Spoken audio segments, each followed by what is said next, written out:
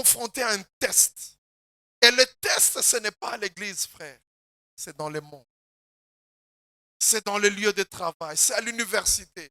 C'est là qu'on confronte vos valeurs. Ce que vous avez appris. À l'église, on donne cours. L'examen, c'est dans le monde. Alléluia. C'est là qu'il y aura l'examen. Quand tu seras en face d'une situation. C'est ta réaction qui montrera si tu es affermi ou pas. C'est ta réaction qui montrera si tu crains Dieu ou pas. Des fois, il y a des opportunités que le diable nous présente. C'est tellement beau. C'est tellement important. Amen, amen. Est-ce qu'on peut acclamer très bien pour notre Seigneur? Alléluia. Tu salues ton frère et ta sœur à gauche et à droite. C'est toujours une bonne chose. Alléluia. Amen, amen. Bienvenue dans ce premier service. Et Dieu ne manquera pas de nous faire du bien. Amen, amen. Voilà que nous continuons avec notre thème de ce mois, de chaque dimanche. Job, un modèle du disciple affermi. Alléluia. Job, un modèle du disciple affermi. Ce thème veut tout simplement dire que Job nous montre comment un disciple affermi doit vivre, comment il doit réagir face au monde, face à la chair, face aux tentations. Comment est-ce que quelqu'un qui est affermi doit réagir? Alléluia. Nous avions dit que la réaction était différente selon qu'on est affermi et selon qu'on ne l'est pas. Amen, amen. Quand on est affermi, on continue à s'attacher à Dieu. Mais quand on ne l'est pas, des fois, on commence à abandonner. On commence à laisser et même régner le Seigneur. Et nous avons donné quelques exemples la fois dernière. Nous avons dit, Pierre par exemple, cet homme qui avait des révélations surprenantes. Ce jour-là, Jésus pose la question à tout le monde. Qu'est-ce que les gens disent que je suis? Il y en a qui disent, tu es prophète, il dit ça. Et il a posé la question aux disciples, vous, que dites-vous que je suis? Et c'est là que Pierre s'élève parmi les autres disciples et dit, tu es le Fils de Dieu. Tu es celui qui devait venir. Et Jésus lui dit, ce n'est ni la chair et le sang qui t'ont révélé ces choses. Alléluia. Amen, amen. Et on lui dit même, tu seras Pierre, c'est sur toi que je bâtirai l'église. Alléluia. Des révélations. C'était quelqu'un qui a marché avec Christ 3 ans durant. Mais arrivé le jour où on a arrêté Jésus, on disait à Pierre, toi aussi tu étais parmi eux. La Bible dit commencer à faire des imprécations. Non, je ne connais pas cette. C'est l'exemple, l'image des hommes et des femmes qui ne sont pas affermis. Devant une circonstance de la vie, devant un problème de la vie, il y en a qui renient Christ. Et il l'a fait non pas une fois, 2 fois, mais 3 fois. Alléluia. Il avait peur à cause de sa vie. Il avait peur qu'on puisse aussi le tuer. Mais quelques heures avant, lui-même disait à Jésus, moi, tout le monde peut t'abandonner, mais moi, je peux mourir. Jésus l'a regardé, lui a dit, le coq n'aura pas chanté 3 fois que tu ne m'aies régné. Alléluia. C'est lorsqu'il y a des circonstances, lorsqu'il y a des choses qui nous arrivent, c'est là qu'on découvre si nous sommes des vrais chrétiens ou pas. Si nous sommes affermis ou pas. Nous voyons Shadrach, Meshach, Abednego.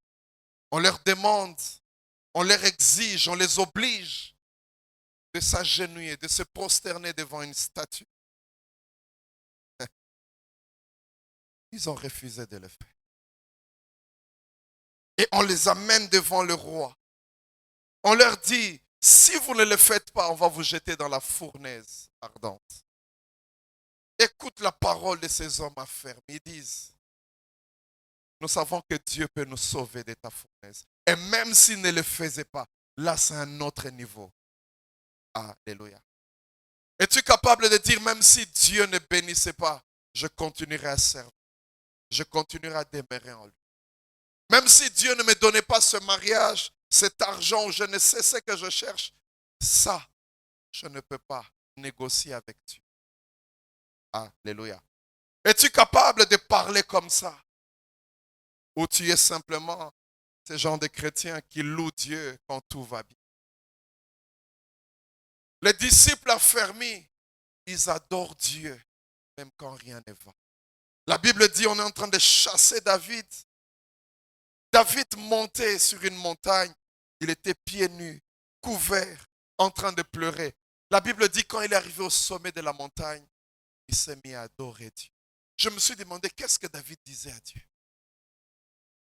Qu'est-ce qu'il disait à Dieu dans son adoration? Alors qu'il passe des moments difficiles, alors que ça fait mal au cœur. Qu'est-ce qu'il pouvait dire à Dieu? Alléluia. Un chrétien affermi, un disciple affermi, c'est en toute occasion et en tout temps. On a jeté Shadrach, Meshach, Abednego dans la foule. Ils sont entrés. Je m'imagine si c'était toi et moi, on est en train d'y aller. À un certain moment, on va dire non, arrêtons. Nous allons danser. Quand on s'approche de la fournaise, quand on s'approche des échéances, des problèmes compliqués, les gens commencent à changer. Un homme, il avait reçu une parole. Dieu disait qu'il allait se manifester dans sa vie. Il devait mettre la tête là où il y a le chemin de fer. Et Dieu allait arrêter le train juste à côté de sa tête. Et Dieu allait manifester sa gloire. Il a commencé à parler aux gens et a dit, Dieu m'a dit, je vais mettre ma tête là. Il a dit, ok, comme tu dis que c'est Dieu qui t'a dit, on verra. Il a mis la tête. Et voilà, le train a démarré. C'était encore à plusieurs kilomètres. Il avait encore la foule. Dieu agit. Le train commençait à s'approcher à quelques kilomètres.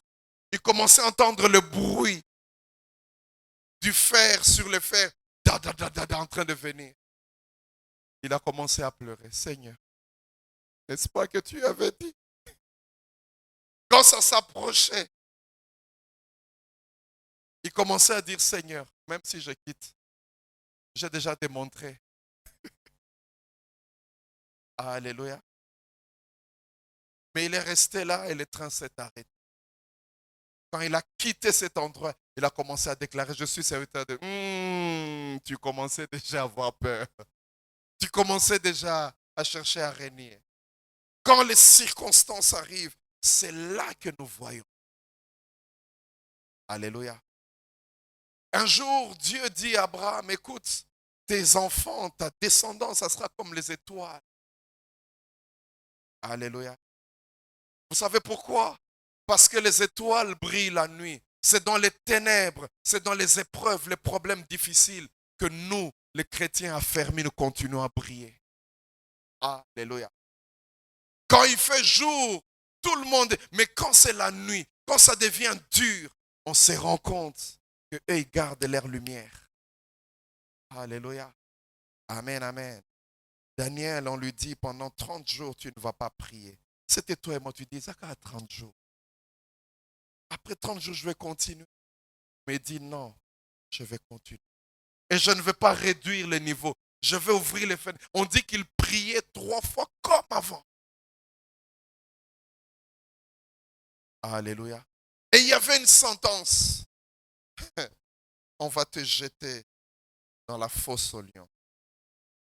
Un chrétien, un disciple affermi, quelles que soient les circonstances, il reste fidèle à son Dieu. C'est là que nous avons dit que le disciple affermi est celui qui est capable de défendre sa foi chrétienne partout et en toutes circonstances. Pour avancer ce matin, je vais vous proposer un texte. Nous sommes dans Job 1, versets 6 à 22. On va essayer de terminer plus tôt aujourd'hui parce que c'est la Sainte Seine. Job 1, 6 à 22. Job 1, 6 à 22. Si vous le voulez bien, je peux lire pour vous tous. C'est la version Thomson. La Bible dit ceci. Or, les fils de Dieu vinrent un jour se présenter devant l'Éternel. Et Satan vint au milieu d'eux. L'Éternel dit à Satan, d'où viens-tu? Satan répondit à l'Éternel, de parcourir la terre et de m'y promener. L'Éternel dit à Satan, as-tu remarqué mon serviteur Job? Il n'y a personne comme lui sur la terre. C'est un homme intègre, droit, qui craint Dieu et s'écarte du mal. Satan répondit à l'Éternel, est-ce d'une manière désintéressée que Job craint Dieu? Ne l'as-tu pas protégé, lui, sa maison et tout ce qui lui appartient? Tu as béni l'œuvre de ses mains et son troupeau se répand dans le pays. Mais étends ta main, touche à tout ce qui lui appartient et je suis sûr qu'il te maudira en face. L'Éternel dit à Satan, voici, tout ce qui lui appartient est à ton pouvoir. Seulement, ne porte pas la main sur lui. Alors Satan se retira de la présence de l'Éternel. Verset 13. Un jour que les fils et les filles de Job mangeaient et buvaient du vin dans la maison de leur frère aîné, il arriva auprès de Job un messager qui dit, les bœufs labourés et les ânesses paissés à côté d'eux.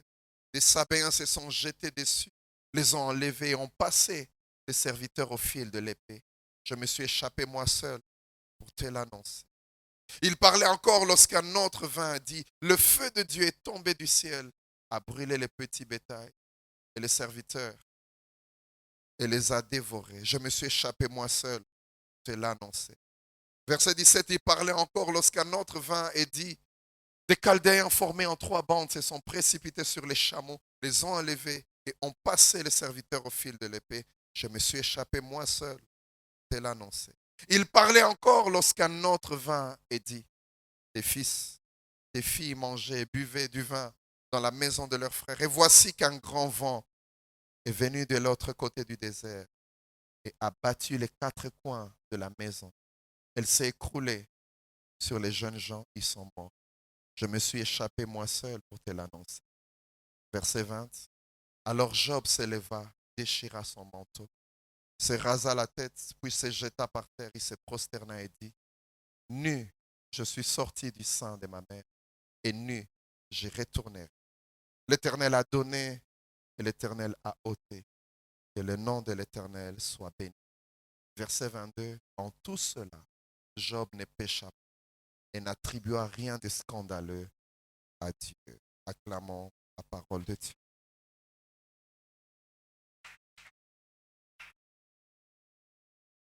Ce passage que nous avons lu commence par des éloges. Alléluia. Dieu, quand il parle de Job, c'est en des termes élogieux. Il dit à Satan, d'où est-ce que tu viens? Je fais le tour, pas du quartier, pas de l'avenue, mais de la terre. Alléluia.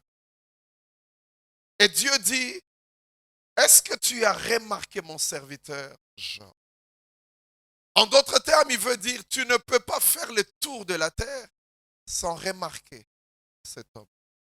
Ça veut dire que sa vie, sa façon d'être est tellement remarquable. Alléluia. La Bible dit, on les reconnaîtra par leurs fruits, par leur façon d'être, par leur façon de vivre. Il est dommage de voir dans nos quartiers, nos avenues, nos familles, nous sommes plus remarquables par les mauvaises choses. As-tu remarqué telle personne? Cette personne parle très mal aux gens. Cette personne dit des choses qui font mal. Mais pour Job, Dieu dit à Satan, il est impossible que tu puisses parcourir la terre sans remarquer. Il dit, mon serviteur, il n'y a personne comme lui sur la terre. Vous savez, frères et sœurs, le témoignage de Dieu est le meilleur. Alléluia. Parce que lui, il voit tout. Quand il dit ça, c'est que Job l'était vraiment.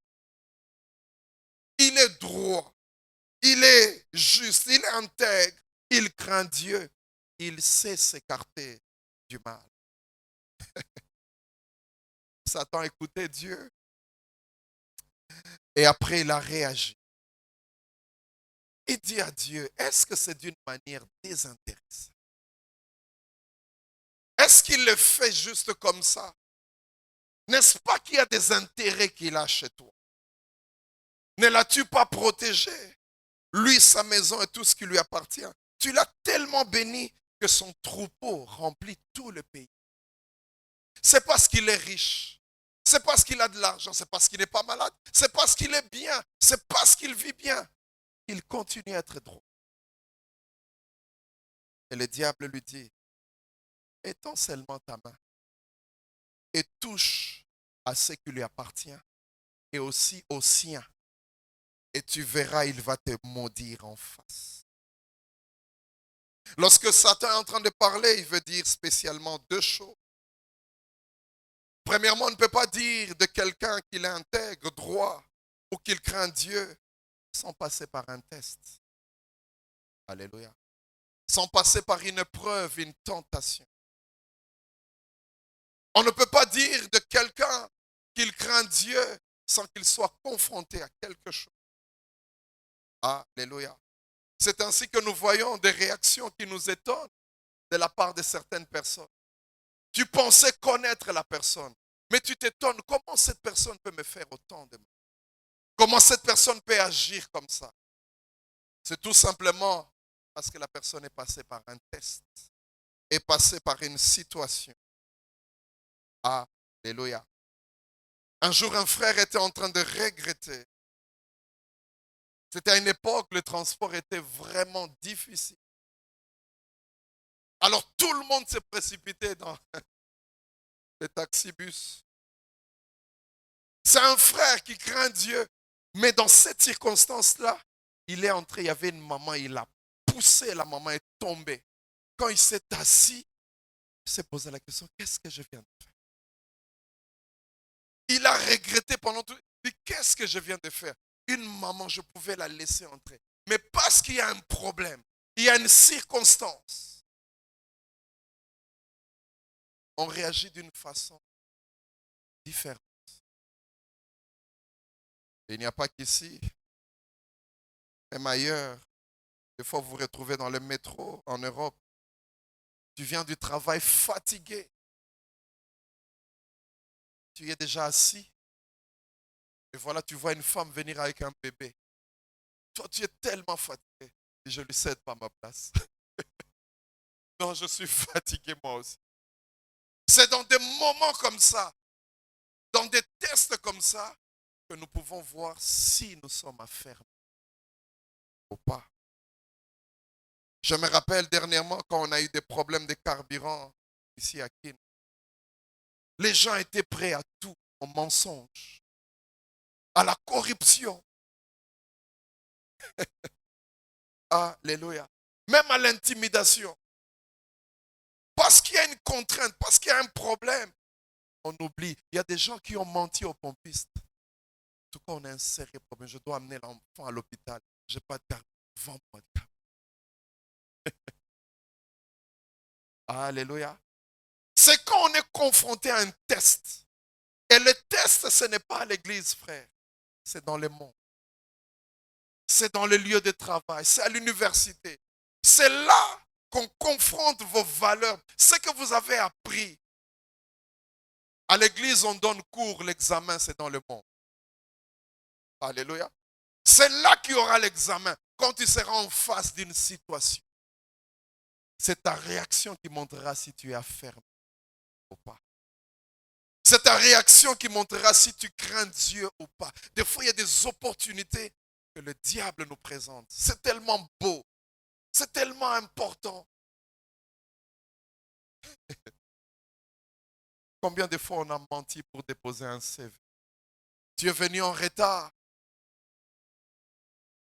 Et ce n'était pas un problème d'embouteillage, non. Mais tu mens juste parce que si tu ne déposes pas, tu risques de ne pas te retrouver sur la liste.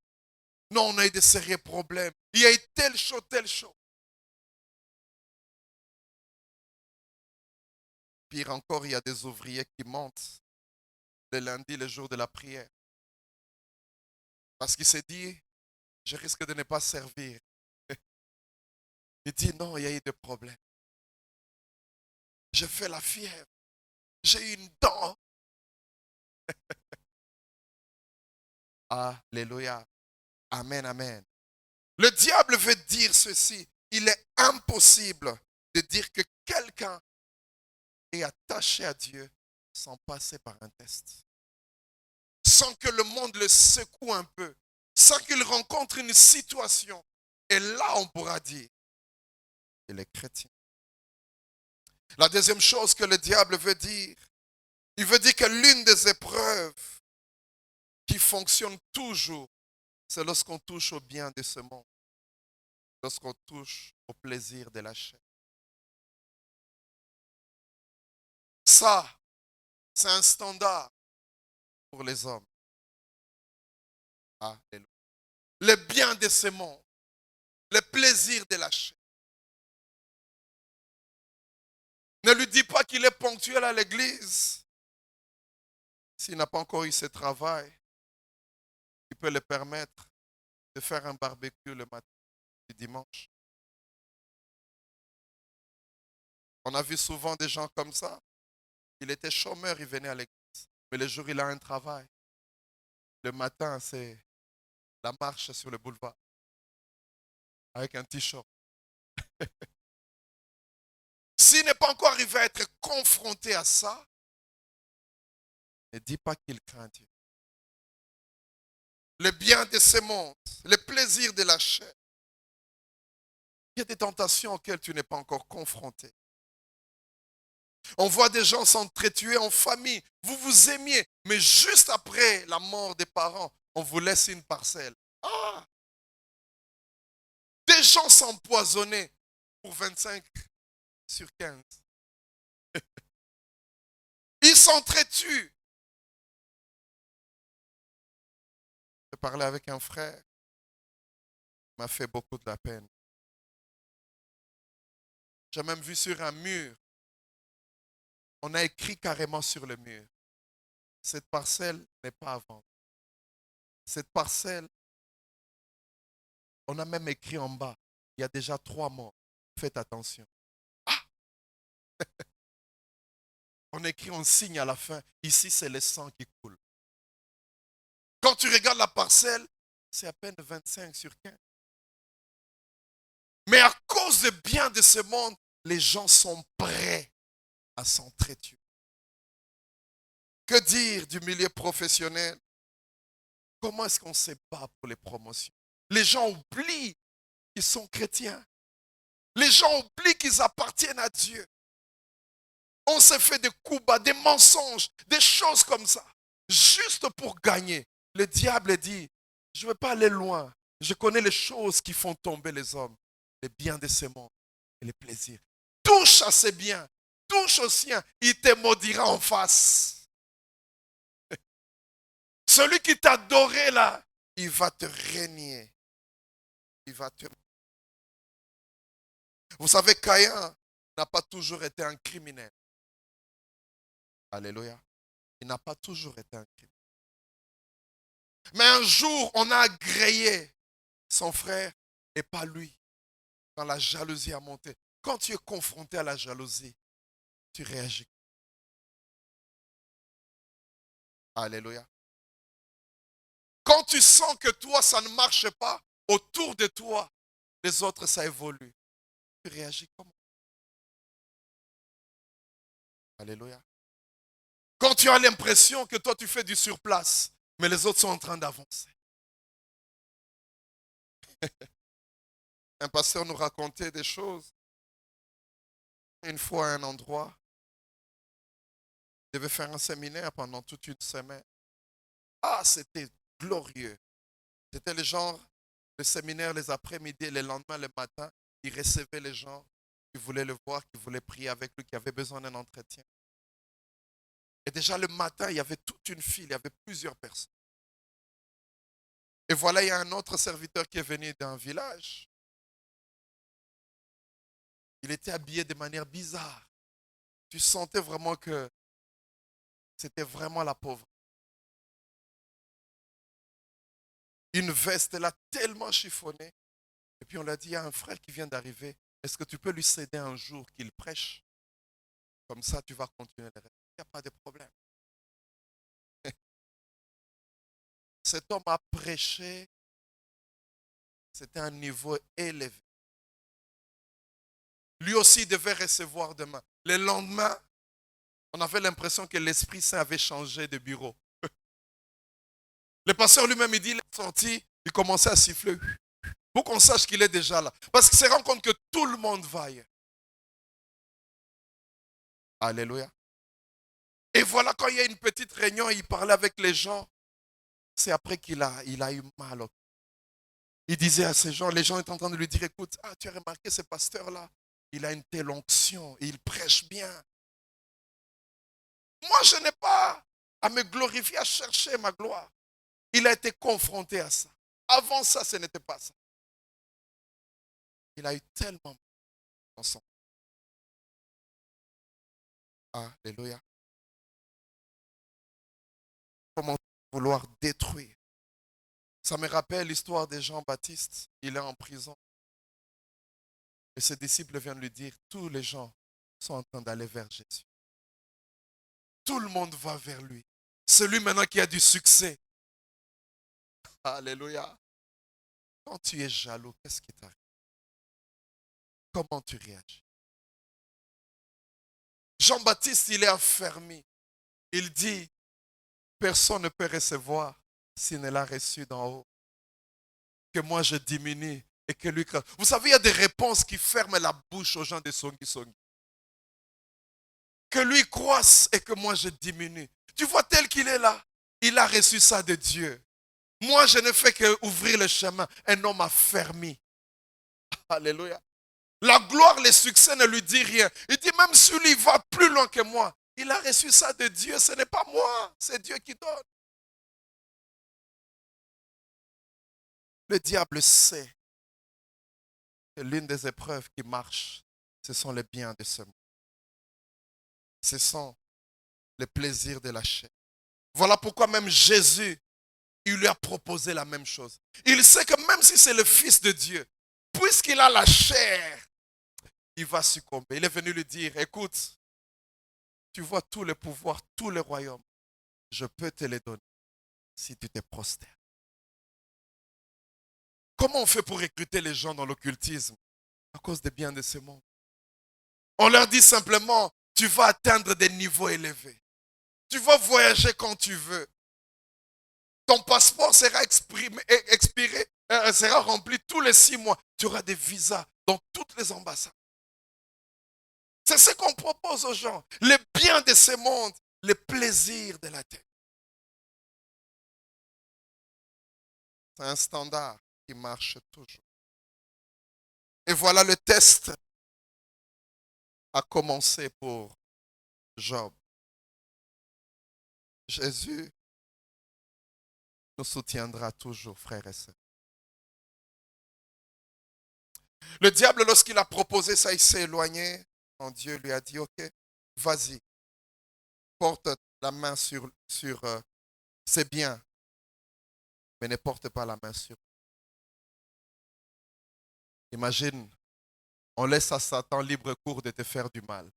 Vous savez, Satan n'est pas un généraliste, c'est un spécialiste. Il ne vient que pour dérober, que pour détruire, que pour. Ce n'est pas un généraliste. Il a des choses spécifiques. Imagine-toi, on laisse Job entre les mains du diable. Le diable a frappé avec la perfection. Et il a fait enchaîner ça. Parce qu'il sait que plus il y aura la pression, plus il y a des possibilités qu'il puisse céder.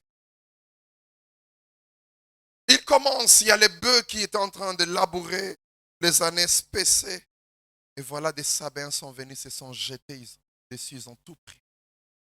Ils ont tué tous les serviteurs. Je suis le seul qui en est sorti. Il n'avait pas terminé de parler, un autre vient. Le feu du ciel est tombé, a détruit les petits bêtes. Un autre est venu. Les Chaldéens sont venus, ils étaient en bande de 3. Ils ont arraché les chameaux. Et à la fin, quelqu'un d'autre vient lui dire, tes fils. Je m'imagine quand il a commencé à dire tes fils, qu'est-ce qu'on va me dire encore? Vous savez, il y a beaucoup de gens qui se sont dit que Job, ce n'était pas un homme normal. C'est juste une histoire. Parce que quand tu reçois des nouvelles comme ça, le même jour, l'AVC n'est pas long. Alléluia. Mais Job a réellement existé. Parce que Jésus en parle. Alléluia. Amen, amen. Imagine-toi des choses qui viennent. Je ne sais pas si c'est à partir de Job que les Français ont commencé à dire le malheur ne vient jamais seul. Tes fils étaient là. Ils étaient en train de fêter. Ils étaient dans leur joie. Vous savez, les fils de Job sont morts d'une manière douloureuse. Un venu du désert et a frappé les 4 murs. Les murs sont tombés.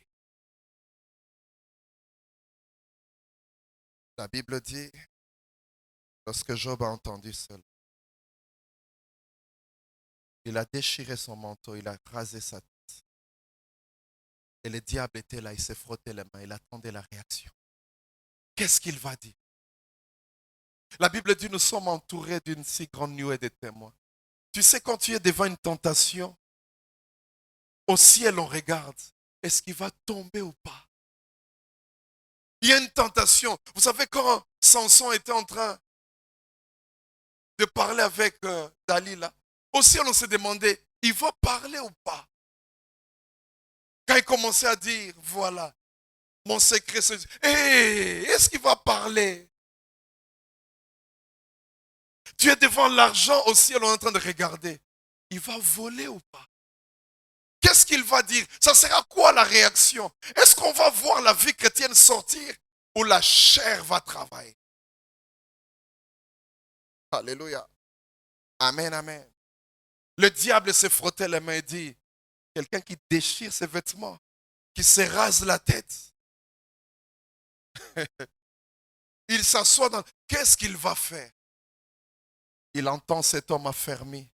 Il sort des phrases différentes. Il dit, nu, je suis sorti du sein de ma mère et nu je retournerai. L'Éternel a donné, l'Éternel a ôté, que toute la gloire lui revienne. Ah! Le diable dit, non, comment tu peux parler comme ça? Affermi. Alléluia.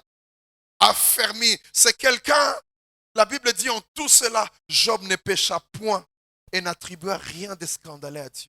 Il a fermé sa bouche. Que toute la gloire revienne à Dieu. Il a donné, il a repris. Je suis venu nu, je partirai nu. Alléluia. Amen, amen. Le diable s'étonne. Comment quelqu'un peut parler comme ça? Comment quelqu'un peut réagir comme ça? Il y a une réponse simple. Job est un homme ferme. Et voilà le chapitre 2 qui continue. Le diable revient encore auprès du Seigneur. Et Dieu lui dit encore, est-ce que tu as remarqué mon serviteur Job? Ça, c'était le deuxième niveau de test. Alléluia. Et Dieu lui dit, il n'y a personne comme lui. Il demeure ferme dans son intégrité. Et tu m'as incité à le perdre sans cause. Ça veut dire que pendant ce temps, Job était resté ferme, toujours droit, toujours intègre. Même s'il a tout perdu, il est resté fidèle à Dieu. Et Dieu dit au diable, tu m'as incité pour rien à le faire. Regarde, tu vois. Et le diable, il ne s'arrête pas en chemin. Au verset droit, il dit,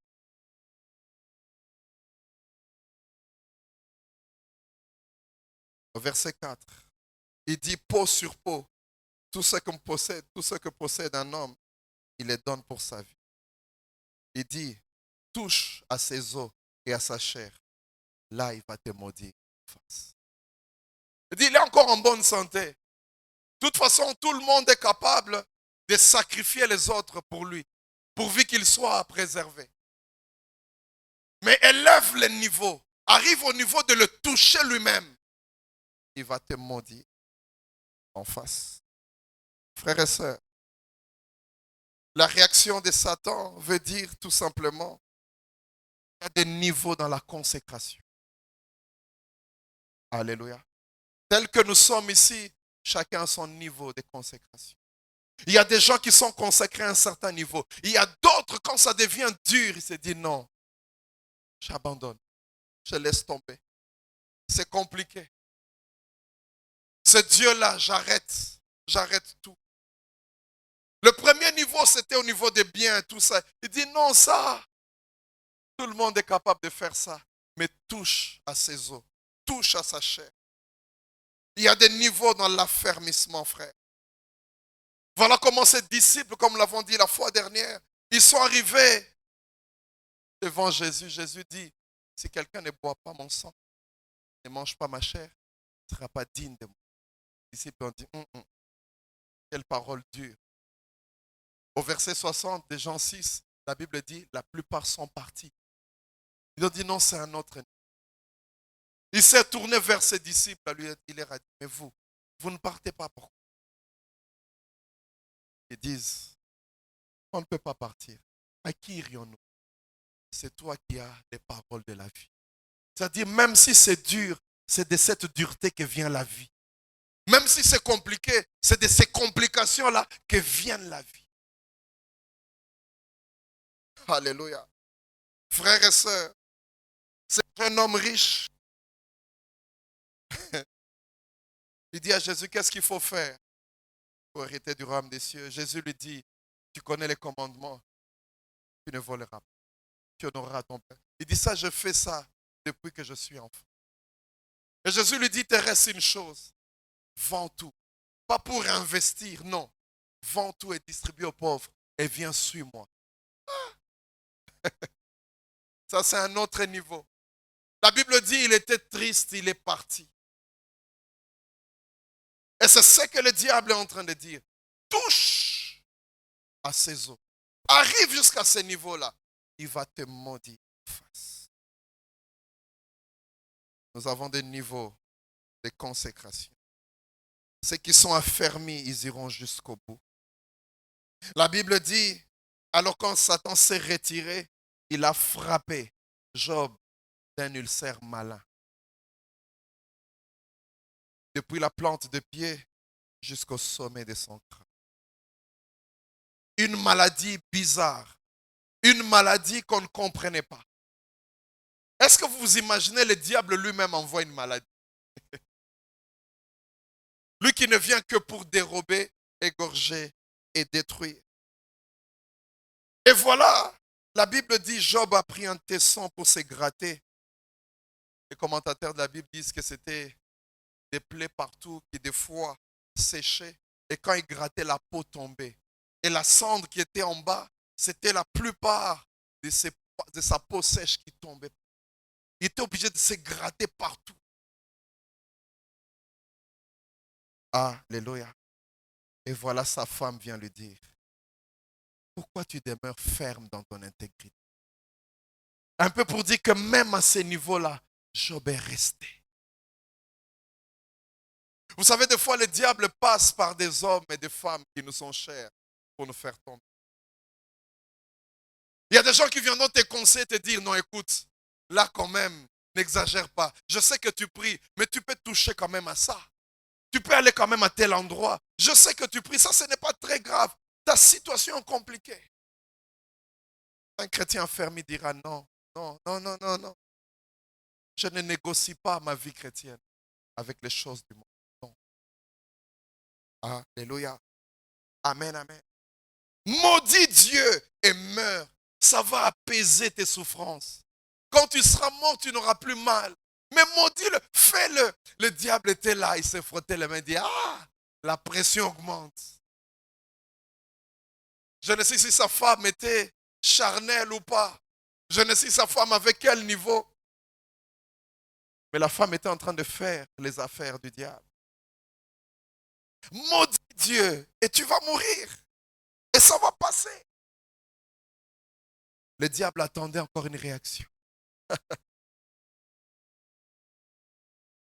Mais Job répondit, tu parles comme une femme insensée. Quoi? Nous recevrons de Dieu le bien et nous recevions aussi le mal. Et encore une fois, en tout cela, Job ne pécha point de ses lèvres. Quel niveau? Alléluia. Quel niveau de cet homme? Frères et sœurs, ce niveau, on ne l'atteint que lorsque dans nos vies, dans nos cœurs, les biens de ce monde, les plaisirs de la chair n'influencent plus notre attachement à Dieu. Alléluia. Amen, amen. Job, sa force vient de ça. Job, c'est quelqu'un qui est arrivé au niveau où les voitures, les maisons ne lui disent pas grand-chose. Lui, c'est son attachement à Dieu qui est important. Et j'aimerais que nous arrivions à ce niveau-là, frère. On ne peut pas être secoué par les choses de ce monde. Du reste, Christ n'est pas mort pour que tu t'achètes une voiture. Christ n'est pas mort pour ces choses, non. Christ est mort pour que ton âme soit sauvée. Pour que ta vie change. Alléluia. Job a atteint ce niveau-là. Voilà pourquoi il a ce genre de phrases. Je suis venu nu, je repartirai nu. Que toute la gloire revienne à Dieu. Dieu a donné, il a repris. On ne s'attache pas à ça. On n'est pas ce genre de personnes. Il faut coûte que coûte, par n'importe quel moyen que j'attends. Non. C'est le niveau que cet homme de Salomon est arrivé en disant que tout est vanité. Tout est vanité. Alléluia. Amen, amen. Un niveau que nous devons atteindre. Et on le voit dans ses paroles, frère. À la fin, il dit que toute la gloire revienne à Dieu. Es-tu capable de dire toute la gloire revienne à Dieu quand tu as faim? Quand tu n'as aucune réponse de la part de Dieu? Quand les choses ne marchent pas? C'est là que je m'ouvre une parenthèse. Nous sommes en train de chuter. Le message de la prospérité nous a amené à croire qu'une vie chrétienne réussie, c'est une vie chrétienne remplie de biens, d'argent. Non. Une vie chrétienne réussie, c'est une vie chrétienne où on a vaincu le péché, le monde. Alléluia. Où les tentations, on les a vaincus. C'est une vie chrétienne réussie. Pas quand tu te maries. Aujourd'hui, les gens se disent, ma vie chrétienne, tout va bien parce que j'ai l'argent. Non. Ça s'est déséquilibré, frère. Alléluia. Une vie là, on a vaincu les convoitises de la chair. La Bible dit, ceux qui appartiennent à Dieu, ce sont ceux-là qui ont crucifié les convoitises de la chair et les plaisirs de ceux. Voilà ceux qui appartiennent à Dieu. Frères et sœurs, laissez-moi terminer. Nous nous retrouvons dans Josué 7. Nous n'allons pas tout lire. Josué 7, 19 à 21 pour ceux qui lisent. C'est lors de la conquête de Jéricho. Les instructions étaient claires. Quand vous arriverez à Jéricho, détruisez tout. Quand vous arriverez à Jéricho, ne prenez rien. Brûlez tout. Vouez tout par interdit. Et voilà que quelqu'un est arrivé, il a ramené des biens. Il s'est retrouvé dans une tente. Josué 7, 19. Josué dit à Akan, mon fils, donne gloire à l'Éternel. Dis la vérité, comment les choses se sont passées. Et Akan nous explique comment les choses se passent. Au verset 20, Akan répondit, c'est vrai, c'est moi qui ai péché contre l'Éternel. Voici en détail ce que j'ai fait. J'ai vu dans le butin un manteau de Shinéar. Shinéar, c'était une grande ville. Alléluia. C'est comme si aujourd'hui tu disais, je vis un manteau de Versace, d'Armani. Je vis un manteau. Je n'ai pas pu résister. Je me suis dit, ça, c'est trop fort. Dans le butin, j'ai vu ce manteau-là. Dans ma Bible, on dit, d'une rare beauté. Ça brillait. Les choses de ce monde, ça brillait tellement d'une rare beauté. La personne qui a cousu ça, c'était la haute couture. C'était un prêt-à-porter d'un autre niveau. J'ai vu le manteau d'une rare beauté. Ainsi que 2 cycles d'argent, un lingot d'or, pesant en lui seul 50 cycles. Et lui-même dit, j'en ai eu envie et je les ai pris. J'ai vu ça, je me suis dit, non, ça je ne peux pas le laisser. C'est à ce niveau-là qu'on voit celui qui a fermé. Quand l'envie monte, quand tu sens que tu veux vraiment le faire. J'en ai eu envie et je les ai pris. Avant qu'il ne voie le manteau, peut-être Akan était intègre, était droit, il craignait Dieu. Mais quand il a vu le manteau, il a vu les lingots d'or, il a vu tout ça, la tête a bougé. Sa vie chrétienne a bougé. Il dit, j'en ai envie et j'ai pris. Baissons nos têtes dans la prière.